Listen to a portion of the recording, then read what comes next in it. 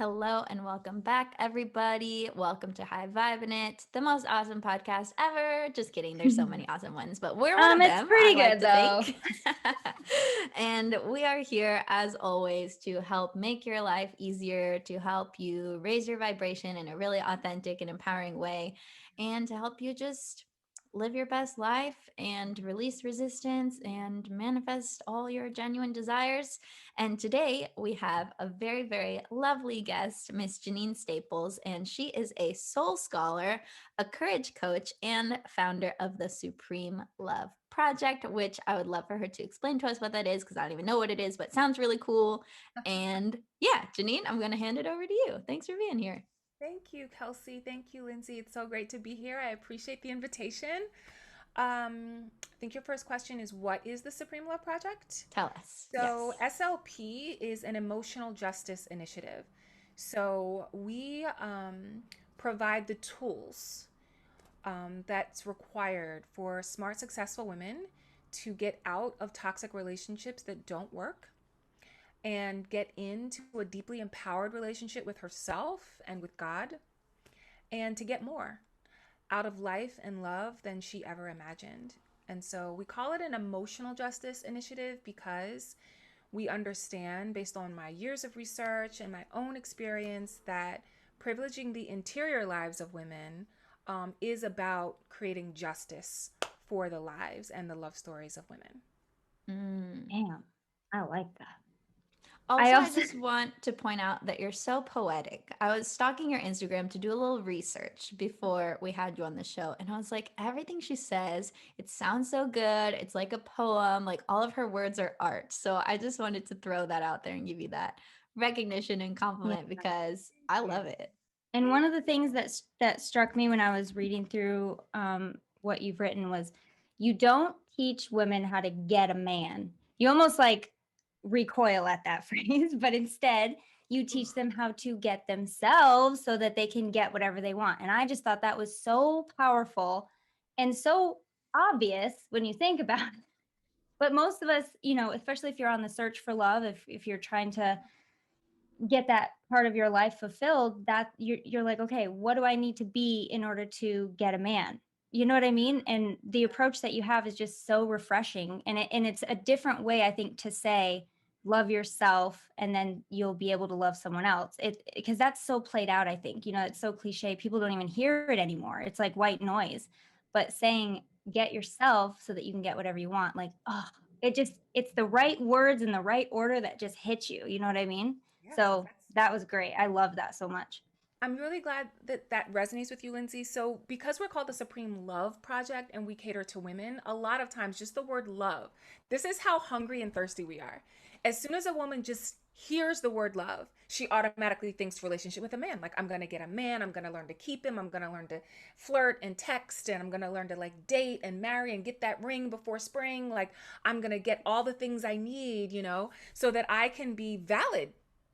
I just want to be validated in my womanhood. We live in such a patriarchal society that a lot of times women, even the smartest, strongest, most sensitive, most loving, most powerful women, don't realize the subconscious programming that's etched into our consciousness, which says you're not complete if you don't have a man. You're not done if you don't have a man. And there's even something deeper on the subterranean of the subconscious that says you're not real if you don't Mm. have a man.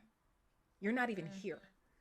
That's crazy. I think there's also too, there's the programming, and then there's like, if you have a feminine essence, I feel like that part of you is always going to want to be claimed by a masculine essence. And it's like this natural thing, like claim me. Like I think that has to do with like the ring thing that you were talking So about. that's not a natural. I like to be like really clear about language because I am a Yeah. professor of literacies, and so I'm very, very, very careful about language. So it's not necessarily that on our subterranean we want to be claimed. That's a socialization. Mm. That's actually something the patriarchy socializes into us, that we have a want and a desire and a need to be claimed. That's etched in. It's not necessarily that's innate or inherent. What's actually innate and inherent to the human experience is to connect, not to be claimed. It's to connect. There's a I would difference. agree because I grew up knowing, even as a kid, like I'm never taking my husband's name. Of course, I always knew I was going to get married, but never taking I'm just not that type to be like, I think it, for me in my marriage, it's more like here, where I just, if he ever said, or if I ever had to feel like he was claiming me, to me it sounds bad, but I completely know where Kelsey's saying it is in a different light of like being taken care of, being nurtured, being held, right? Yeah. And for me it's Yeah. just like, nah, Well, because here's that's what not I natural mean for by me at all. claim, because the word for someone to claim you, it sounds horrible the way that the word Like a claim caveman or claiming. well, and the problem is like ownership. People haven't been taking ownership of each other in a healthy way for a long time, right? People use like the concept of ownership to control, but in my view of like a healthy claiming, like let's say I claim my sister as someone that I love, that means that her well-being is my well-being and she matters to me and how she feels matters to me. So I'm going to make choices that are going to affect her and I beneficially because she's a part of me. I've claimed her as a part of myself. Or like a lot of men take back Right. ownership of their car than their woman, and they will clean it and they will tend to it and they will wax it and they will take care of it. And then the woman is like, what the fuck? You take better care of your car than you do of me. That's just an example of like bad claiming versus good claiming, I guess. So when I mean by claiming, I mean like positive ownership, like this crystal is mine, so I'm going to take great care of it because I love it and it's a part of me. Does that make sense? It That does does make make sense. And sense. I'm going to push back because Mhm. here's the thing, there's a lot of ways that we're socialized into an idea that even um, the dynamic that you're describing is something healthy or to be desired. And there isn't any bad or wrong here, actually, in the conversation. It's not even about bad or wrong. It's really about completely understanding the terms that we're using, Right. how those terms actually reify, which means to like reaffirm and re-entrench our thoughts. It creates this amazing cycle that if we're not aware of it, it can really run and ruin your whole life. So instead of claim, which I completely get, listen, I wanted to be chosen so badly when I was a codependent. I was the head of the Pick Me Olympics, gold medal, Oh many my gold medals goodness. here. And so that whole thing about claiming was a really big thing for me. And in my interior life, the desire that I had to be claimed was so, so, so crucial. I didn't realize until I gained some experience and also really went into a completely grounded journey with myself, which is what we facilitate in the Supreme Love Project. I didn't realize what that need and that drive was doing, like Mm-hmm. what kind of vibration it was manifesting in me, what kind of men it was drawing to me, what it was actually doing to my own sense of autonomy, agency, and wholeness in my singularity. Like to be self partner was impossible because I had this huge, big hole saying, claim me, choose me. And I didn't understand why I felt so hungry, why I felt so needy, why I felt so thirsty, why I felt so vacuous. There was like a voided space Mm-hmm. in until I got to connected to that idea of claiming and started to reorient myself around it. And so I get claiming, I get feeling chosen. I know what it does for a woman or a girl who has that hole and who has that socialization. Look, I just like to introduce different words though. If we say connection and if we say commitment, there's something else that happens energetically to a woman that's really powerful. When we say, my desire is for connection, or my desire is for commitment, my desire is for collaboration, what we then actually put into effect is a consciousness that says, I'm whole and I'm visible and I'm here and I'm seen and I am looking for other eligible, healthy, like minded matches that I can resonate with and vibrate with. And so instead of saying, claim me, claim me, claim me, so that I can feel seen, so that I can feel chosen, so that I can feel whole, so that I can feel desired, and therefore feel the fullness of myself, we do something different energetically when we say, I'm available for connection. I'm open to commitment. I'm considering my options based on what is appropriate and worthy of me. It's definitely a different energy, and it actually is something that if a woman chooses that energy, it's something that we can be coached into. We can be etched into that consciousness and then make it our own and fully integrate. And the benefits of that shift are immeasurable, Kelsey. Like immeasurable. The sense of wholeness and health and vitality and wisdom and safety that comes from the shift is just, it's worth everything. It's worth everything. Yeah, So I like that perspective and I like those words because it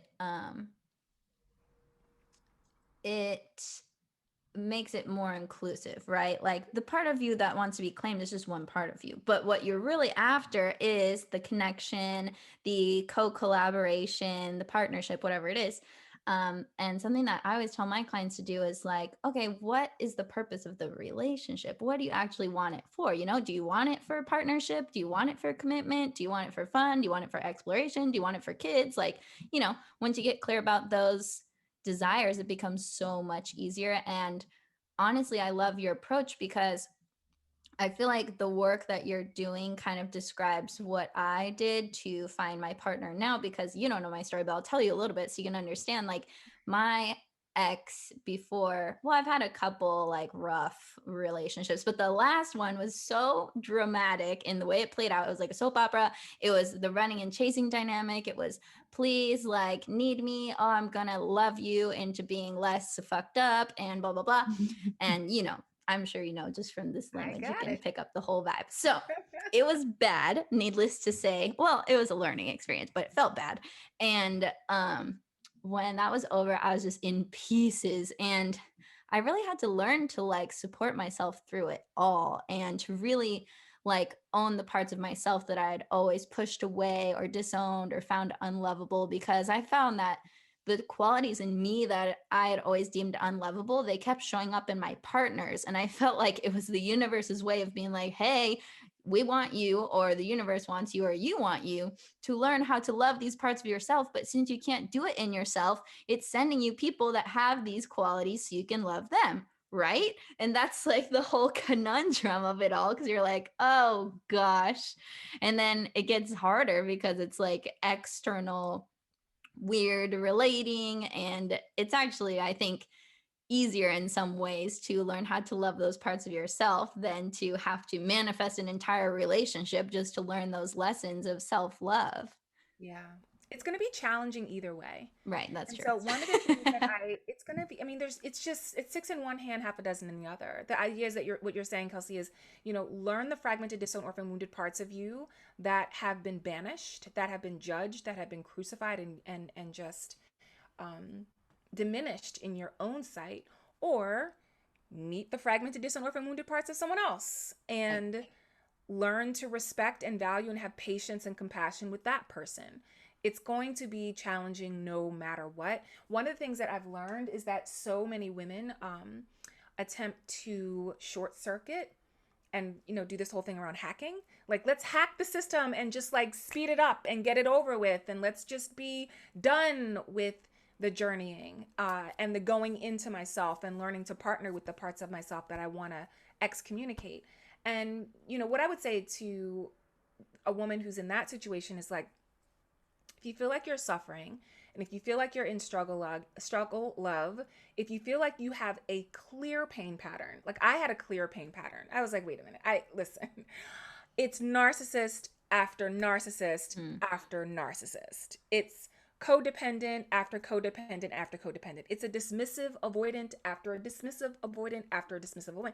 It's a fearful non-committal person after a fearful non-committal person. Like, this is clearly my pain pattern. If you come to that space where you're just like, I think it's me. Some some women are not ready. Right. Some Right. women are just like, it's men, it's men, it's men, it's men, or it's women. We do a lot of work in heteronormative binaries. We think a lot about male-female relationships in SLP, but you don't have to. I mean, you can be queer. It doesn't matter. Like, whoever is the opposite sex partner or same sex partner, whatever your romantic interest is, if that person or the people in that group are the people you're pointing at, and there's just been a plethora of them, the common denominator Yeah. is you. Which can Yeah. be empowering if you're ready for it, If you're because it ready can. for it. Right. And don't use that to blame yourself or shame yourself because that's not what we're Right. saying. We're Right. saying you can use this information in an empowering way because once Yeah. you realize that you play a part in this, you can change your approach. Exactly. Yeah. And that's the empowering thing. There is no shame. There is no blame. There's no accusation. There's no judgment here. There's nothing in here that's about disempowering women. What we're doing in SLP and in this conversation is to really say, guess what? You have control and influence over the way your life unfolds, the way your love story graduates. It's not them. You don't have to wait for a man or friends or your parents or your colleagues or your clients. You don't have to wait for anybody to throw you a lifeline or to tell you that you're okay or that you're worthy or to show up and commit to you. You don't have to wait for anyone. You can start today. Because you are the leader of your life and your love story, you actually can turn it around. You just need what I call the 3 C's. You need coaching, you need curriculum, and you need community. If you have those 3 things, you actually can change the whole game, top to bottom, start to finish. I love that. Yes. And Lindsay, I know you're going to say something earlier, but I think I interrupted you because I was in the Girl, flow. you think I remember what I was going to say? I don't know. It'll come back if it was important, I It'll guess. come back. Well, what does kind of come up as you're speaking, and I completely think I agree, is that there our default settings based on society and what we're kind of being trained to think is to get married, have kids, have this like social structure life that is now I'm noticing, and it's quite refreshing. Women, men, everyone's waking up to like, maybe I don't have to do that. But my initial reaction is like, okay, so what about all the women and girls from my hometown that got married right out of high school? Like, it feels like they're completely missing out. I got married when I was 26, and I feel like that was even old, but I will say I was very sure, we both were just ready at that point. And I just feel like if it would have happened any sooner for me, I could very easily have fallen into a situation where I would look back and be like, holy crap, did I just make a decision based on what everyone else around me thought I should do? And therefore I thought I should do. So it does kind of make me think of all the lost ones, which, I'm sure you wouldn't call them lost, but like, Lindsay. all the ones who are, I mean, maybe now would be the ones thinking like, well, crap, now I'm in a marriage I don't want to be in, or what would you say to them, I guess? I would say if we do our numbers, there's about like 60% of people in the SLP are married. They're in relationships right now that are really significant or actually marriages. And what I say is your leadership in your life and in your love story can begin and end in any season of your life and in any dynamic that you find yourself in. You're so generative and you're so powerful. You're such a co-creator with God. It doesn't matter what your status is, you can actually still shift.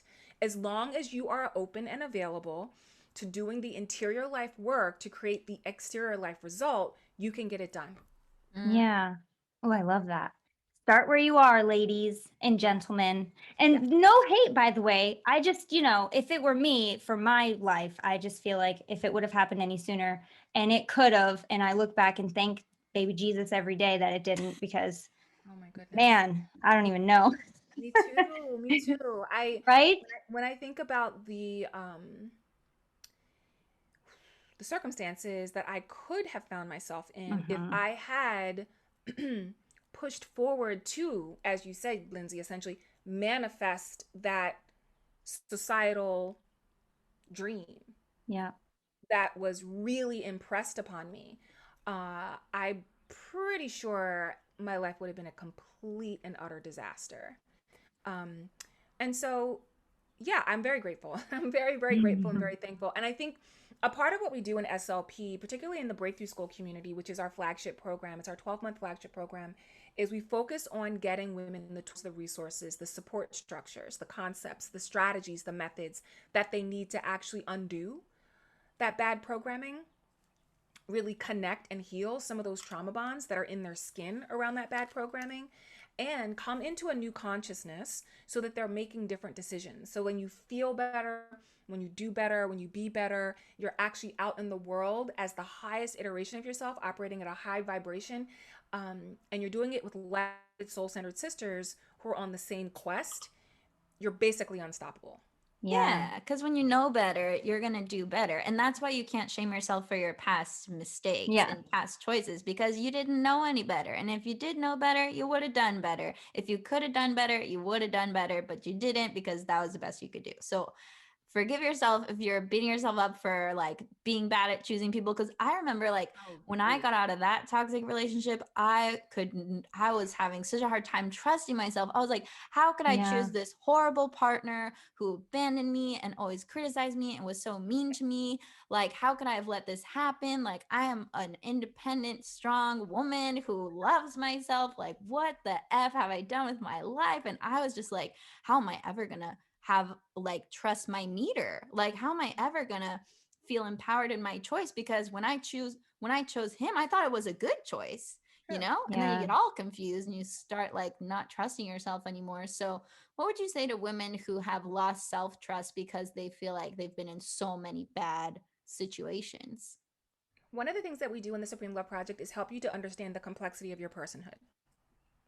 So a lot of women walk around and you think that you are your soul. Your soul is basically your brain, Mm. or you're led by your soma. Your soma is your body. What we teach in the Supreme Love Project is that actually you're a spirit, like you're a thought in the mind of God, like your Holy essence. crap. There's another one. There's another poetic bomb. There we go. Oh, I just want to hear you talk for days. Keep going. Sorry. You're a thought in the mind of God. So you're an expression of breath, your holiness, like your essential beingness.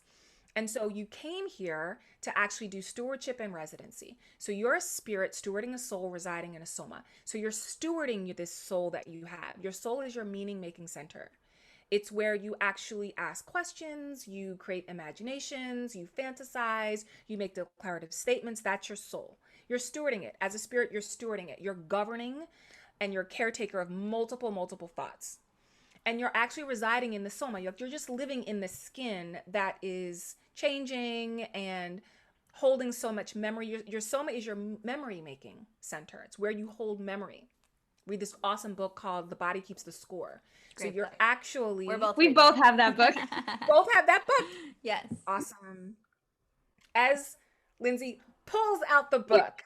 Yes. Here it is for Patreon people right there. Yeah, that's what this is. That's what's actually going on. That's what we teach in the Supreme Love Project. And when you understand the organization of your personhood and you really wake up to that consciousness, like, oh, I am actually a spirit and I'm stewarding this soul and I'm residing in a soma, you can actually form a relationship with yourself and get to know yourself in a totally different way.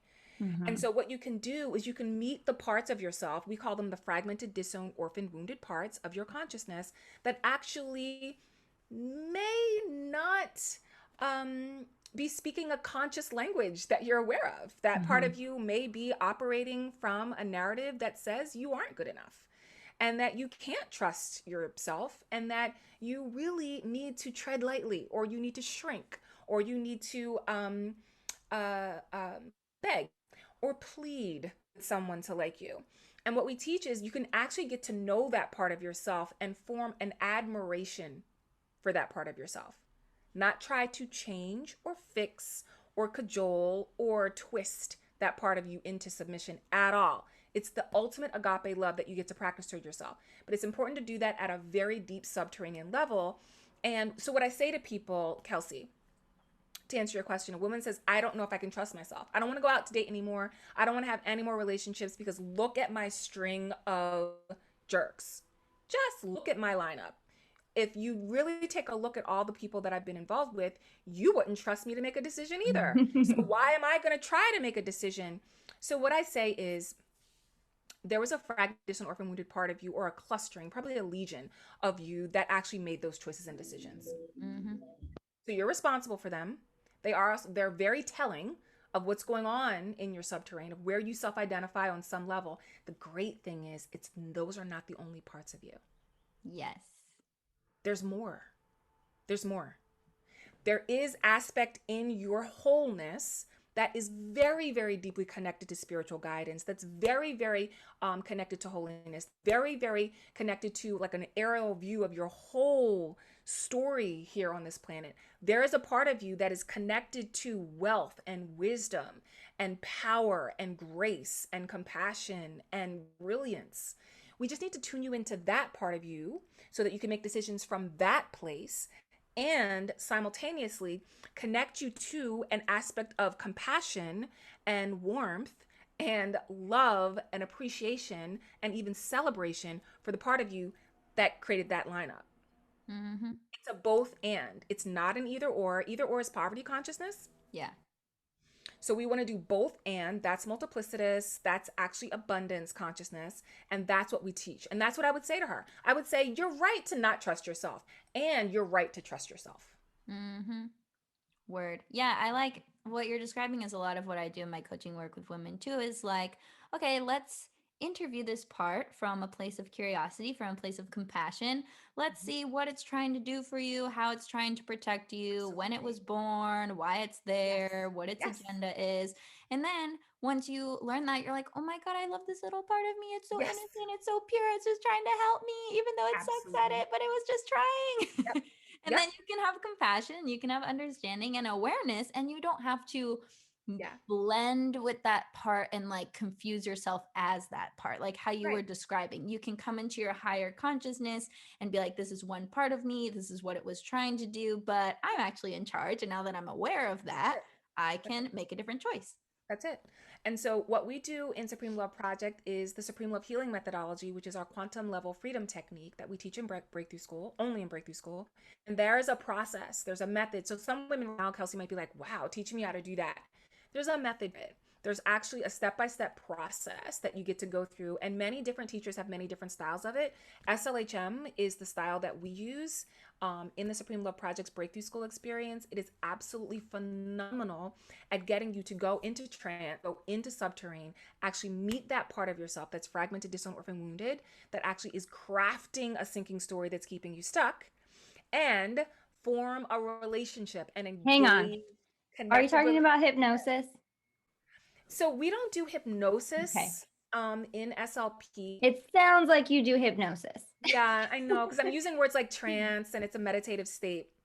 Uh-huh. So um No it's hate, because I'm a hypnotherapist. I do hypnotherapy. So yeah, I the am not. language you're using is like, that's fantastic. I'm not a hypnotherapist, so I don't market myself that way. I don't Right. talk about myself that way. I'm an educational anthropologist. Mm-hmm. So I study culture, I study personhood, I study consciousness. And so the SLHM will take you into a mindfulness space. Mm-hmm. Um, and I teach you, instead of me making a suggestion for how you actually form um, sort of a journey in your consciousness, I actually provide the tools and you form the Yeah. actual path for your journey. Hypnosis. I mean, some hypnosis is very suggestion based. Yeah. Mine's a little bit more free. Like I like to let them create everything. So it sounds like I mean, I get it. I get you. Go ahead. But the point is, But that's real. Yeah. it is Creating that real. relationship. It is very real. And one of the things that Mm-hmm. we talk about in SLP is that the quick fixes Yeah. um, are not going to serve you. So you might get Right. a shot in the arm, for example, by doing some self care. Like, let's say you go to the spa and you get a massage and you get a great mani pedi and you got your hair done and you got your facial and you walk out feeling like you're on the top of the world. Well, of course you did, because you smell good and you've been rubbed down and buffed up and shine and people have been smiling in your face and you've been hearing this glorious music speakers for like an hour and a half. Of course you feel great, but it's going to wear off Mm-hmm. if you have not actually created an interior life shift. There is nothing in your exterior life that will stick. Nothing. Ooh, Mm-hmm. so true. Nothing. Zero, zip, zil, nada, nothing. So trying to do a shortcut and say, I'm just going to like buy my Fendi bag and take myself to the Caymans, and that'll help me to feel like the powerful, sexy, captivating woman that I know I am. She will, but it's temporary. So instead of trying to create an exterior life facade in hopes of creating an interior life shift, do the opposite, which is the harder work, but it's more satisfying work, Mm-hmm. and do the interior work so that you can have the exterior shift. Mm-hmm. We always go from the outside in, and that's the wrong direction. It's the Doesn't wrong work. direction. It just doesn't Never. work. It Nope. doesn't. Yeah, No. it's not sustainable, like you said. It doesn't last. It might work for a little. It might feel exciting. It might feel good. And there's nothing wrong with that, except No, that that's it's not going to great. work It's really forever. great for industries and people in business that teach Right. you that that's what you're supposed to do. Yeah. Yeah, I even have this a really, I think one of the most surprising things that I talk about that a lot of people feel surprised when I say as a coach, and as a scholar and as an educator, is that I don't coach positive affirmations. That's one Mm-hmm. example. Positive affirmations typically don't work. And actually, if you keep an insistence around the positive affirmations, when you're really traumatized, you actually re-traumatize yourself. And True. you absolutely do. And the reason is because it's just like the self care. It's just like the mani pedi. It's just like the massage. It's just like the facial. The self positive affirmation that you do with yourself is like you standing in front of the mirror saying, I'm happy. I'm loved. I'm so beautiful. I have everything I want. And the fragmented dysfunctional parts of you are just like, no, you don't. Yes. They're like, bitch, no. We work with affirmations, but we are very specific on you can't just say whatever. Like you Right. have to know how you take in information, Yeah. from my aspect. And Kelsey loves to talk about, when you're down here in like depression or sadness or non-believing in yourself and you try to say like, "Oh, I'm confident. Oh, I'm happy." You got to start where you are. And so Absolutely. choosing to talk to yourself, let me say it this way. Kelsey and I teach the way to talk to yourself so that it will get in where you need it to go versus just saying, I am rich. Of course, I'm 4'11". If I said to myself, I'm 6 feet tall, it's the same thing as saying I'm a billionaire. So you have to know that you're coming from a Yeah. space that your mind knows you're lying to yourself. So it's Exactly. never going to get where it needs to go. So I'm Right. glad that you brought that up. It's super important. Yeah. And so the hopeful energy that we all get to connect to is that we are truly limitless. We have this amazing capacity to build. We are co creators with God and the divine. And we have multiple resources available. Mm-hmm. And that's where our hope is. That's where our hope is. We operate from a Judeo Christian framework in the Supreme Love Project. So we're very Christ centered. We're very entrenched in Christ consciousness. And when you start to get to understand spiritual dimensions and imperial logics from Christ consciousness, like from actual the Christ, like the Christos, it's amazing the amount of wealth and abundance and safety and security that's available to all human beings, Mm. and the particular abundances and wealth that's available to women as co-creators with God. Mm-hmm. So the whole point is though, even though we're telling you it's probably more challenging to do interior life work, it might feel a little bit more scary to do interior life work. It's definitely the better way to go. And you have everything, like literally right now, you have everything that you need to be successful in the work. Mm.